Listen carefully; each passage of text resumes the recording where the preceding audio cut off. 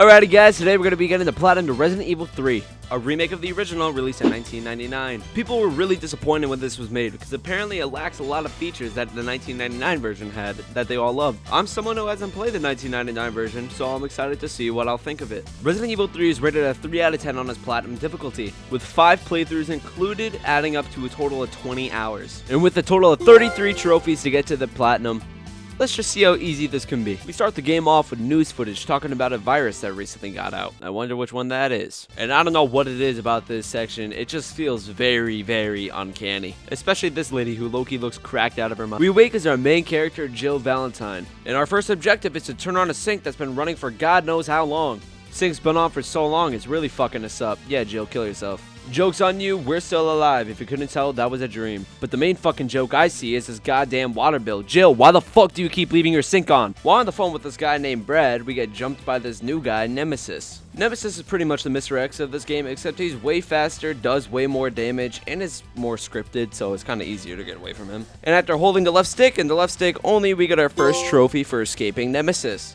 We meet up with Brad, who doesn't even remotely look like he's gonna live long. And we're correct, because he dies about 2 minutes later. But that's not the first time we'll see him die. You'll understand what I mean later. We end up in a fiery car explosion where Nemesis just decides to walk at us for dramatic effect. Until our boy Carlos, who is the real MVP of this game, shoots him with a rocket launcher, saving our ass. Then Carlos decides to bring us to the train station where we're gonna get to safety and we earn a trophy. Once at the train station, we do not follow Carlos. We go right up these stairs and shoot this thing called a Charlie doll and get ourselves another trophy. Oh yeah, baby, this time we're following a guide. This is stage 1 of getting the platinum trophy.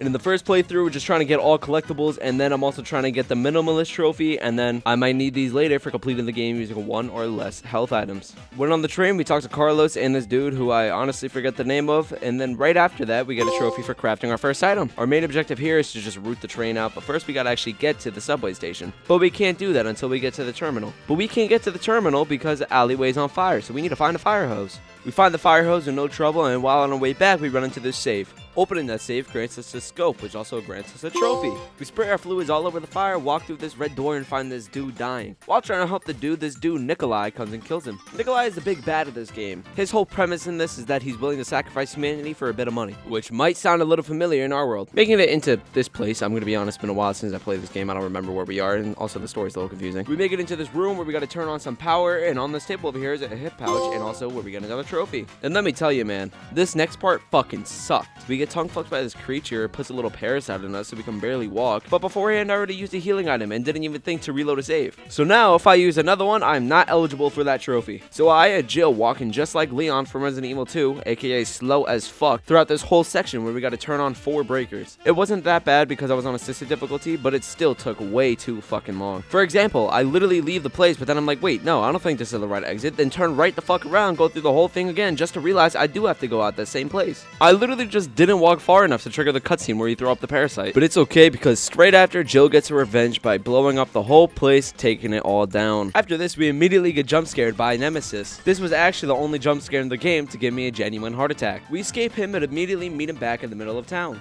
And this was the most difficult part of the game in any difficulty, I'd say. No matter what difficulty you're on, Nemesis is insanely fast. And once he hits you once, he does not care if you're down. He'll fucking keep pummeling you. On one of my attempts, I actually damage him so much, he drops a crate, which also drops me a trophy. The reason why this took me so long is because I was going to the complete wrong place. I was trying to make it to the subway car when I should have been going to the subway terminal. The only good thing that came from going to the subway car was getting this trophy for inserting all of these gems, which was in the opposite direction of where I actually needed to go. Once I figured that out, I left the subway station, died, respawned, went to the subway terminal, and did it first try. The subway terminal is really not that hard at all. You just gotta reroute the train, so overall, very easy. We make it back to the subway station and meet up with our boy Carlos. He's trying to take us to the train so we can get out of here, but our boy shows up, meaning we have to lead him away from everybody. I'm gonna be honest, I didn't even know he was chasing me until I was taking his vent cover off and he was right fucking next to me. And this was the moment where I literally just shit myself. And now we've made it to the shittiest part of the game. You get it, because we're like in the sewer and everything.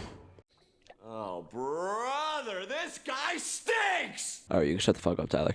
Our objective in the sewers is to find this battery pack, which is going to help us open a door, which is ultimately going to let us get outside. In doing so, we run into this guy, who looks like a very fun time.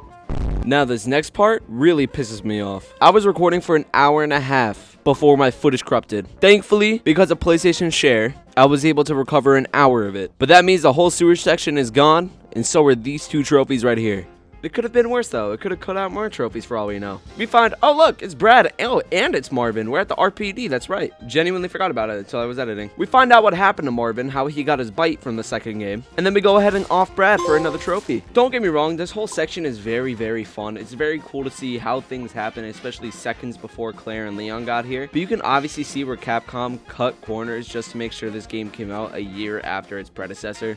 For example, they had this whole section in the game as like its own location, but all you need to do is pick up a key, pick up this detonator, go down into the locker room, use the key, get the battery, go up into the shower room, detonate the bomb, kill these zombies, and boom, you're in the room. We talked to the scientist named Bard, and he claims to have a vaccine, and we have to save him to go get that vaccine. Once we're about to leave the room, Jill calls us, and it sounds like she's in trouble. So Big Daddy Carlos goes out to save her, getting us another trophy. During that corruption, it cut out Jill getting on the train, and Nemesis hopping on, killing literally everybody and crashing the train. We see Jill on the radio with Carlos, and we find out why she was in trouble. Turns out Nemesis is back, but he's back as a fish thing that can walk as well. I don't know, it's really confusing. Sounds like a hentai.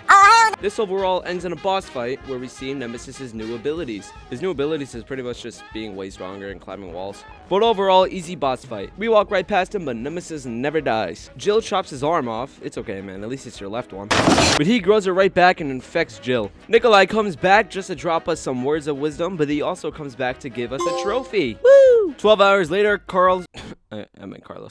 12 hours later, Carlos comes to our rescue, and he wears us like a backpack and delivers us to a hospital. This hospital section is actually awesome, I'm not even gonna lie. You get so much ammo, and there's just so many enemies you could just spray down. Coincidentally, we're in the same hospital as Dr. Bard. And if you remember, he's working on the vaccine, so we need to go find him so we can go save Jill.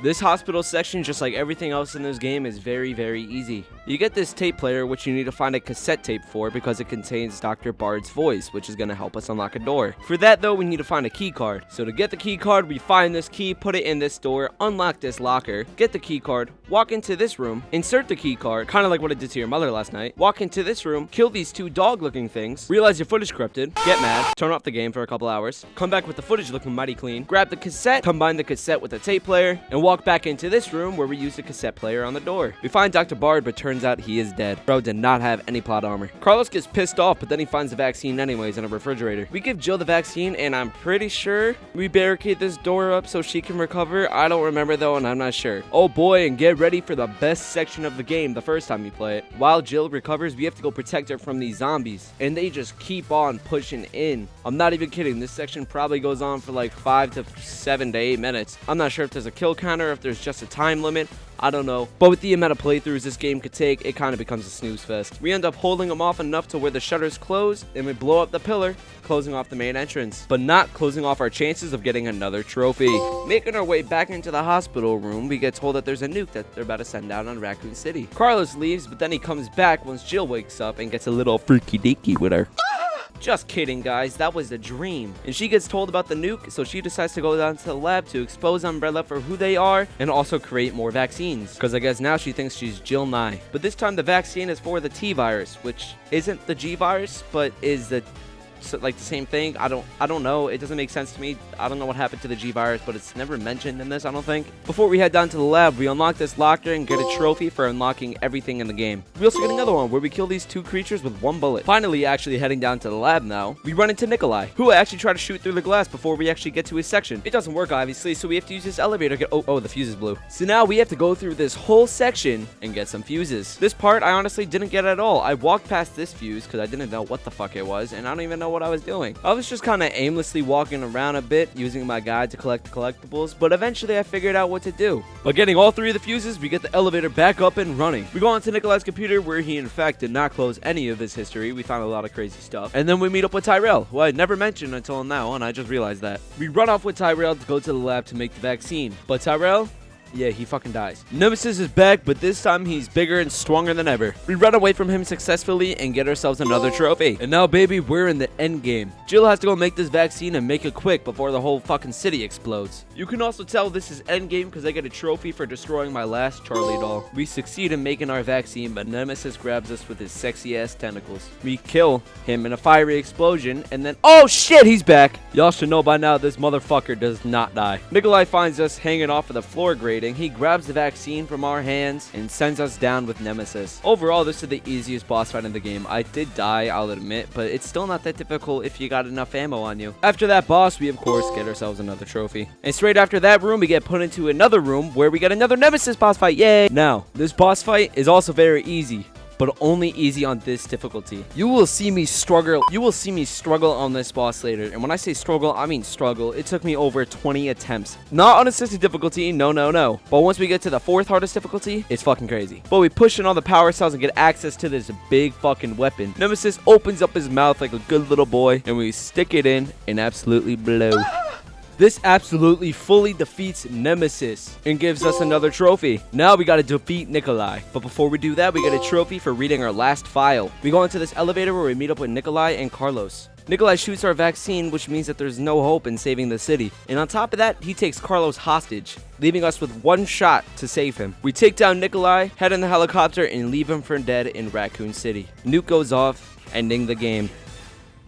Oh, and also we got all the trophies we wanted. And the thing I didn't know about is that there was an infinite rocket launcher, and it took every ounce of my being not to buy it for now. The last thing I did before going on to hardcore difficulty was getting these 2 trophies that I missed in my initial playthrough, which was Kendo's Army and Electric Slide. And then I went on to my hardcore playthrough, and oh boy, was I fucking struggling. I was actually dying so much during this. The fucking temptation to just get the infinite rocket launcher was just eating its way on my cock and balls. And once I got to the rooftop with Nemesis, I decided, fuck it, I'm just gonna grind for this shit. So that's exactly what I did. The grind isn't too bad at all. I just did the kill grinds, which is literally just go to these 2 spots, kill them with this weapon, and boom, I have the infinite rocket launcher. It killed stage 1 in Nemesis in about 3 hits, and the rest of the game was about that easy. Like, genuinely that easy. I got 2 stackable trophies where I beat it on hardcore, technically considering standard, I guess, at the same time. And then another 2 stackable trophies for getting an S rank and beating the game in under 2 hours. Now we're on to the 4th highest difficulty, Nightmare Mode.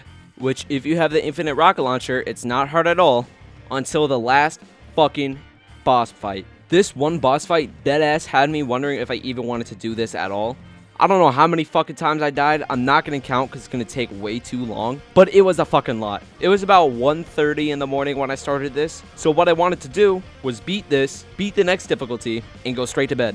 When I tell you I got done with this boss fight at 3 in the morning, it's not a fucking joke. In PSN profiles, I don't know why the fuck you say it's 7:41. It was not 7:41. I was not up, and I will die on that. But through trial and error, I eventually beat Nemesis, getting me the trophy for beating the game on Nightmare. And next up is Inferno difficulty, which in my opinion is honestly easier than Nightmare. That Nemesis boss fight died a lot still, but not nearly as much. Completed that, getting me the last 2 trophies I need, and boom, platinum.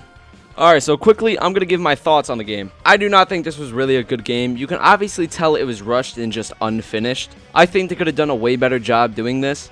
But that's not to say I didn't enjoy it. I thought the combat was fun, but it was a little slow paced for me. Even though the game is literally only like 3 hours long. But it just feels very slow for my liking. Overall, I'll give it about a 6.5 out of 10. It was alright. Would I play it again? Maybe in a couple of years or so. But yep, pretty much that's it. Hope you guys enjoyed, and peace.